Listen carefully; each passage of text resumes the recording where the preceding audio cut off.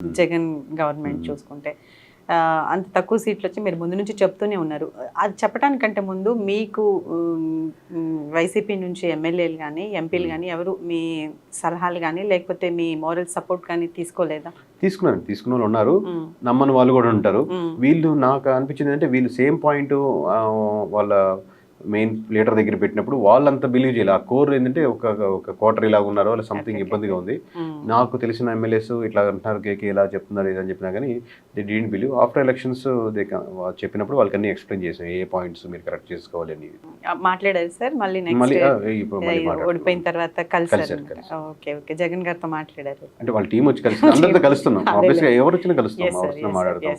నాకే ఇచ్చారు sir interview, ఇంకా వాళ్ళకి ఎందుకు ఎవరు రైట్ సార్. అంటే నెక్స్ట్ ఎలక్షన్స్ కి వైసీపీ పుంజుకునే అవకాశం ఉంటుంది 100% అండి. ఎందుకంటే మీరు 11 సీట్స్ వస్తున్నారు, 40% ఆఫ్ ఓట్ బ్యాంకింగ్ వచ్చింది వైఎస్ఆర్సీపీకి.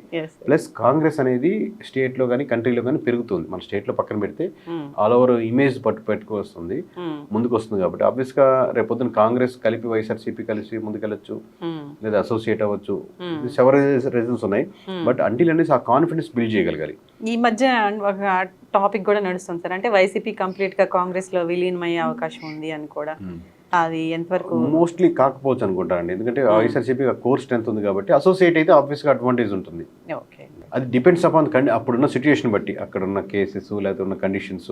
మీరు మెర్జ్ అయితేనే మేము ముందుకు వెళ్తామని ఆల్రెడీ సెంట్రల్ గవర్నమెంట్ ఫామ్ అయిపోతుంది అనుకున్నారు అనుకోండి, మీరు మెర్జ్ అయితేనే ఆప్షన్ ఉంటుంది, మీరు విల్ బికమ్ సీఎం అని వాళ్ళు 100 ఆప్షన్స్ ముందుకు వస్తారు కదా. అవును సార్. నెక్స్ట్ ఈ స్టేట్స్ చూసుకుంటే సార్, హర్యానా, ఢిల్లీ, వెస్ట్ బెంగాల్ ఇవి చూసుకుంటే నెక్స్ట్ ఏ వచ్చే అవకాశం ఉందంటారు? కంటిన్యూస్ అన్ని ఎలక్షన్స్ అండి. మోస్ట్లీ నేను చెప్పినట్టు నా జమ్మూ కాశ్మీర్ కావచ్చు, హర్యానా కావచ్చు, మహారాష్ట్ర కావచ్చు, జార్ఖండ్ కావచ్చు, ఢిల్లీ కావచ్చు, వెస్ట్ బెంగాల్ కావచ్చు, తమిళనాడు కావచ్చు, నేను ఆల్మోస్ట్ అని చెప్తున్నట్టున్నాను. సో మోస్ట్లీ ప్రతి ఒక్క దాంట్లో మీరు చూస్తుంటే మీకు రఫ్గా ఇప్పటి నుంచి జరిగే ప్రతి దగ్గర కాంగ్రెస్ వర్సెస్ బీజేపీ ఎక్కడైతే జరుగుతుందో అక్కడ మటుకు కోరుగా 1-1 జరిగే ఎలక్షన్స్ లో మటుకు కాంగ్రెస్ వినేదానికి ఆస్కారం ఉంది. ఓకే, ఢిల్లీ చూసుకుంటే సార్ స్పెషల్ గా అంటే లిక్కర్ స్కామ్ అవి చాలా ఎక్కువ ఉన్నాయి. ఆమ్ ఆద్మీ పార్టీకి బాగుంటుందండి, ఇంకా ఉంది కాబట్టి 2-3 మంత్స్ చూడాలి. అలాగే కేకే గారు నేను కొంచెం పర్సనల్ గా అడగండి. ఎలా సార్, అంటే మీరు కంప్లీట్ గా ఎలా చేంజ్ ఇటువైపు ఎలా వచ్చారు? పొలిటికల్ సర్వే అనలిస్ట్ అంటే మీకు ఫస్ట్ నుంచి ఒక ప్యాషన్ ఉండేది? నాకు ఫస్ట్ నుంచి చిన్నప్పటి నుంచి కంట్రీలో మంచి మార్పులు రావాలి, ఎవరైనా కోరుకునేట్టు స్కూల్స్, హాస్పిటల్స్ ఇవి బాగుండాలి, ఎక్కడైనా కాలువలు బాగాలేకపోయినా ఇంత దారుణం ఉంది, లేదా బయట జపాన్. మీ నాన్నగారు ఏం చేశారు? మా నాన్నగారి పేరు సూర్యనారాయణ అండి. ఆయన టెలికామ్ జేఈగా చేశారు, బిఎస్ఎన్ఎల్. సో ఆబ్వియస్గా అదే మామూలు మంత్ ఎండుకు వచ్చేసరికి అయిపోతా ఉంటాయి. ఏమైనా రూపాయి అడిగితే చెట్లు కాస్తున్నాయో అనుకుంటున్నాం మా అమ్మ అనేది. నిజంగా చిన్నప్పుడు అనుకుంటున్నాం ఏమైనా చెట్లు కాస్తాయేమో డబ్బులు ఉన్న దగ్గర. అంటే ప్రతి ఏ ₹10 అడిగినా చిన్నప్పుడు మా అమ్మ స్టాండర్డ్ డైలాగ్ అనమాట, డబ్బులు ఏమైనా చెట్లు కాస్తాయి అనుకుంటున్నావు అని. నిజంగా అనుకుంటున్నాను వేరే వాళ్ళ ఇంట్లో డబ్బులు అట్లా కాస్తాయో మా అమ్మ అట్లా అంటుంది అని ఒక నాకు 4th వరకు కూడా ఒక డౌట్, 4th క్లాస్ వరకు కూడా. అంటే దీపావళి వచ్చినప్పుడు తాటాక్ టపాస్ అని ఉండేది, అలాంటి అడుగుతున్నప్పుడు ఇదే స్టాండర్డ్ డైలాగ్ వేసేది అనమాట. సో ఏదంటే నాకు చిన్నప్పటి నుంచి ఈ పాలిటిక్స్ అనే పదం దాని గురించి తెలియదు, కానీ కోరుగా ఈ మార్పులు రావాలి, అంత స్వాతంత్రోద్యమం చేసి అంతమంది చనిపోయింది, మనం బాగుందామనే కదా. వాళ్ళు ఏమి ఎక్స్పెక్ట్ చేసి 100 ఎకరాలు వస్తాయనో 10 ఎకరాలు వస్తాయనో మంచి సంబంధాలు వస్తాయని కాదు కదా. నేను పోతే పోనీ నెక్స్ట్ తరంలో బాగుంటారు, అద్భుతంగా ఉంటారు కదా. చూస్తే అక్కడ చూస్తే మనం గట్టి ట్యాక్స్లు కానీ అక్కడ కనపడే వ్యవస్థ కానీ ఏం లేవు అని పెరుగుతుంది. పోను కొంచెం నాకు డెవలప్ అవుతున్నప్పుడు నా దారిలో వెళ్తున్నాను, సాఫ్ట్వేర్ ఇంజనీర్ అవుతున్నాను, లవ్ మ్యారేజ్ చేసుకున్నాను, ఇంక ఈ పద్ధతులు వెళ్తున్నా. స్టిల్ ఒక లైన్లో ఏంటంటే ఆ పడుకునడానికి మన ఎదురు పట్టేదానికి ఆ టైంలో ఆ స్పేస్లో థింక్ చేస్తూ బాధపడుతూ అట్లా ఉండేవాడిని. బట్ ఏదైనా పొలిటిక్స్ సబ్జెక్ట్ వచ్చినప్పుడు ఫ్రెండ్స్తో కూర్చున్నప్పుడు నేను అనుకున్న విషయాలు ఇట్లా ఉంటుంది, ఓట్ బ్యాంకింగ్, ప్రజారాజ్యంకి ఎలా ఉండొచ్చు, ఇన్ని ఓట్లు పడచ్చు, ఇది ఎన్నో రిజల్ట్లో దగ్గరగా ఉండేది. ఏ ఇయర్ లో ఇటువైపు కన్వర్ట్ అయ్యారు సార్ కంప్లీట్ గా ఈ సర్వే చేయడం? నేను 2018 రిజైన్ చేసి బయటకు వచ్చి 2018 అండి స్టార్ట్ చేసింది. ఓకే, ఇంకా డిసైడెడ్ అనమాట మనం కాదు ఇట్లాగే ఉంటే ఇలాగే అయిపోతాం. సమ్వేర్ పీపుల్ కి కనెక్టెడ్ గా ఉండాలి నా కోరిక, రాజకీయ నాయకులకి ఉండాలి, మధ్యలో ఏదైనా ఉండాలి లైన్ ఎదుగుతున్నప్పుడు నాకు ఇది సర్వే అనిపించింది. ఎందుకంటే పీపుల్ ఇష్యూస్ నేను కనుక్కుంటా ఉండొచ్చు, దాన్ని నేను ఎమ్మెల్యేస్కి ఇది చేస్తే గెలుస్తారా బాబు అని గట్టిగా చెప్పొచ్చు, వీళ్ళ చేత కొంచెం కొద్దిగా మంచి పనులు చేయించవచ్చు. ఇప్పుడు నాకు ఆప్షన్ ఉంది అనుకోండి, డబ్బులు పంచేది, కాలువ క్లీన్ చేయించేది అనుకోండి, కాలువ క్లీన్ చేయించవచ్చు కదా. సో ఇట్లాంటి థాట్ ప్రాసెస్ తో స్టార్ట్ చేశాను. ఓకే, అంటే డైరెక్ట్ గా వీళ్ళకి డబ్బులు పంచడం కాకుండా పని చేయాలి, ఏదైనా జనాలకు ఉపయోగపడే ఒక పని చేస్తే డేటా చూసుకున్నప్పుడు కూడా రియాలిటీ పీపుల్ అదే ఎక్స్పెక్ట్ చేస్తున్నారు, డబ్బులు ఇచ్చి తీసుకుంటారు. ఇప్పుడు మీకు ప్రతి కెమెరామ్యాన్ కి, ప్రతి ఇంటర్వ్యూ చేసే వాళ్ళకి ₹1,00,000 అంటే వద్దంటారు ఎవరన్నా? తీసుకుంటారు. అదే చాలా చిన్న తేడా ఏంటంటే తీసుకునేవాడికి ఇచ్చేవాడికి తేడా ఉంది. రాముడు రాజ్యం కూడా ఇస్తే తీసుకుంటారు, బట్ వాళ్ళు కావాలనుకునేది వేరు. రోడ్లు బాగుండాలి, స్కూల్స్ బాగుండాలి, హాస్పిటల్ బాగుండాలి, ఎక్కడైనా మనం పోలీస్ స్టేషన్కి వెళ్తే ఇమీడియట్గా కేసు సాల్వ్ చేసే విధంగా ఉండాలి, కోర్టులో వెళ్తే తొందరగా కేసు ఫాలో అవ్వాలి, హాస్పిటల్కి వెళ్తే చాలా మెడికల్ ఎమర్జెన్సీ ఉంటే తొందరగా వెళ్ళిపోవాలి. స్కూల్ ఫీజులు విపరీతంగా పెరిగిపోతుంది. మనకి బేసిక్ మధ్య తరగతి ఉండేదే కదండి, స్కూల్స్, హాస్పిటల్స్, వీటి మీదే మనం శాలరీ సగం స్కూల్ ఫీజులకే అయిపోతాయి సార్. ఒక 3 లక్షలు మిడిల్ క్లాస్ వాళ్ళు సంపాదిస్తే 1,50,000 స్కూల్ ఫీజుకే అయిపోతుంది ప్రైవేట్ స్కూల్ కి. ఇంకా 1,00,000 వీడు మొత్తం అడ్జస్ట్ చేసుకుంటూ. ఇప్పుడు మీ బాబు చదువుతున్నాడు ఎంత స్కూల్ ఫీజు? అదే 4 లక్షలు సార్. 4 లక్షలు పర్ ఇయర్. అట్లా ఇయర్లీ చూసుకుంటే నాకు 5 lakhs రావు సార్ సాలరీ బేస్ చూస్తే. సో మనకి ఎక్కడో ఇది కోర్ మార్పు అన్నమాట. ఆబ్వియస్ గా 2 ప్యాటర్న్స్ ఉండొచ్చు. ఒక ఇంటర్నేషనల్ స్కూల్ ఉండి 4 లక్షలు ఉండి పెట్టుకోగలిగిన వాళ్ళు, చదవగలిగిన వాళ్ళు, ఆ స్కూల్ వేరే. మామూలు స్కూల్లో కూడా నేను పెట్టలేకపోయినా కానీ అంత తరగతులు అద్భుతంగా ఏసీ క్లాసులు లేకపోయినా ఆ స్టాండర్డ్ ఆఫ్ క్లాసెస్ లో అంత బాగుండాలి. మనం ఏదో అద్భుతంగా ఏసీ క్లాసెస్ మంచి కాదు, బట్ స్టాండర్డ్ లో తగ్గకూడదు. అది పీపుల్ ఎక్స్పెక్ట్ చేశారు. సో అలా ఈ థాట్ ప్రాసెస్ తోనే స్టార్ట్ చేశాను. ఓకే సార్, మీరు చేసినప్పుడు కనెక్ట్ అయ్యారా సార్? మీరు అడిగిన వాటికి జనాలు, మీ ఎమ్మెల్యే దగ్గరికి మీరు తీసుకెళ్ళిన వాటికి కనెక్ట్ అయ్యారు. ఇంకా మోర్ నేను అంత డేటా ఉంటుంది అనుకోలేదు. అంటే నాలాగా ఆలోచించే వాళ్ళు ఒక 5 మంది ఉంటారేమో, 100కి 10 మంది ఉంటారేమో, అంతేగాని మోస్ట్ ఆఫ్ ది పీపుల్ అందరిలాగే నేను కూడా అనుకుని మొదలు పెట్టాను, డబ్బులు కోట్లు వేసేస్తారు. బట్ డేటా వెరిఫై చేస్తున్నప్పుడు 170% వరకు ఇస్తే తీసుకుంటారు, లేకపోతే కానీ కోర్ ఏ పార్టీకి లేరు. నేను కోసుకుంటే జగన్, పవన్ కళ్యాణ్ అనుకునేవాళ్ళు చాలా తక్కువ, చంద్రబాబు అనుకునేవాళ్ళు చాలా తక్కువ. మోస్ట్లీ వాళ్ళు ప్రజలు మార్పులు కోరుకుంటారు, ఈ చేంజెస్ కోరుకుంటారు. అది ఓవర్ది నేను ఈ 5 years 6 years నుంచి చూస్తున్నా, ముందు డేటా వెరిఫై చేస్తున్నా, ఓవర్ది ఆ కరువు పెరుగుతూ ఉందన్నమాట ఇండియా వైజ్గా. ఆల్టర్నేటివ్ లేనప్పుడు టీడీపీ కాబట్టి వైసీపీ, వైసీపీ కాబట్టి టీడీపీకి, బీజేపీ కాబట్టి కాంగ్రెస్, కాంగ్రెస్ కాబట్టి బీజేపీ వేస్తున్నారు. బట్ ఈ కరువు కూడా పెరుగుతుంది, ఆస్పిరేషన్స్. అందుకే ప్రజలు కూడా గట్టిగా అడుగుతున్నారు రాజకీయ నాయకుల్ని, మార్పులు కావాలి అని.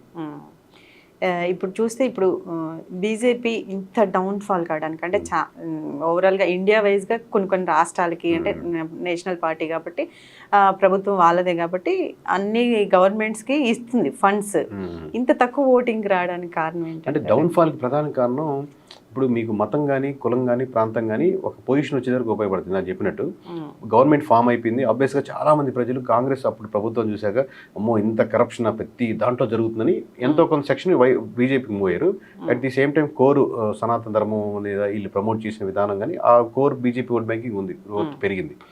బట్ గవర్నమెంట్ ఫామ్ అయ్యాక ఈ 10-12 సంవత్సరాల్లో కోర్గా మనం కేసు వేస్తే ఏదైనా లాయర్కో లేకపోతే జడ్జి దగ్గర వెళ్ళి మనం కోర్టుకు అప్లై చేసినప్పుడు ఇమీడియట్గా దాని రిజల్ట్ రానప్పుడు ఆ సమాజంలో కొత్తగా దీంట్లో ఏం మార్పులు లేవు, లేదా ఇన్కమ్ ట్యాక్స్ మీరు కడుతున్నారు, ట్యాక్స్ విషయంలో నేను కట్టిన ఆల్రెడీ ₹100 వస్తే ₹30 ట్యాక్స్ కట్టేస్తున్నాం, మిగతా మొత్తం ఇన్కమ్ ట్యాక్స్, జీఎస్టీ అన్ని కట్టేసి నాకు ₹70 మిగులుతుంది.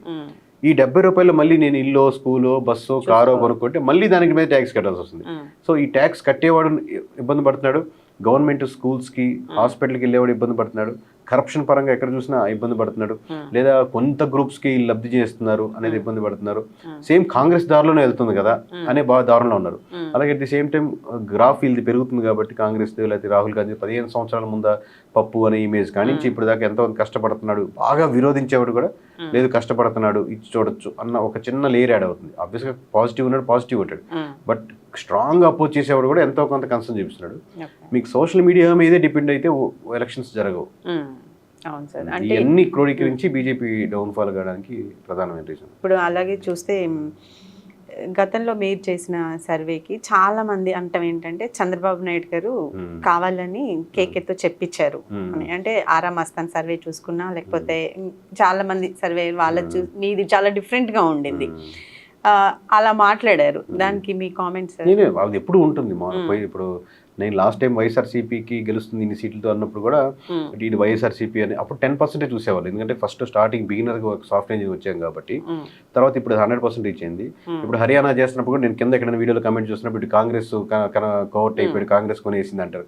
ఆబ్వియస్గా ఎన్ని కోర్ ఒక అభిమానికి నా పార్టీ ఓడిపోతుంది అన్నప్పుడు తనకి ఒక కోపం వ్యక్తపరిచడం దాని తప్పలేదు. వాళ్ళ ఫీలింగ్స్లో ఒకటి తిడతాడు, ఒక కమెంట్ పెడతాడు, అట్లా అది నేనేం పెద్ద నా పని మనం చేసుకుంటూ వెళ్ళడమే.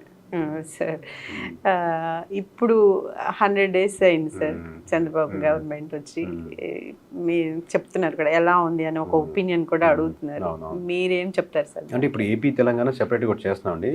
మీకు ఈచ్ అండ్ ఎవ్రీ పాయింట్ మీద ప్రెస్ మీట్ పెట్టి ఒక్కొక్క సెక్షన్ ఏమనుకుంటున్నా చెప్తున్నాం. బట్ కంపారిటివ్లీ మీకు ఓవరాల్గా మీరు అడిగిన పాయింట్ చెప్పాలంటే ఏపీ వరకు సోషల్ మీడియాలో ఒక ఈ రేంజ్లో ఉందనుకోండి, ఒక అద్భుతం మామూలుగా లేదనుకోండి. రియాలిటీకి వచ్చేసరికి చాలా కనపట్టలేదు అన్నమాట. అంతగా పీపుల్ ఎక్స్పెక్ట్ చేసిన విధంగా అయితే పరిపాలన జరగట్లేదు. పీపుల్ ఫీలింగ్ చెప్తున్నాను, అది నెంబర్స్ పరంగా మీకు డీటెయిల్గా చెప్తాను. బట్ మీరు సోషల్ మీడియాలో చూసినంత అద్భుతం గ్రౌండ్ రియాలిటీ లేదు. అండ్ మోస్ట్లీ వారు వైఎస్ఆర్సీపీ మీద కాన్సన్ట్రేట్ చేస్తున్నారు.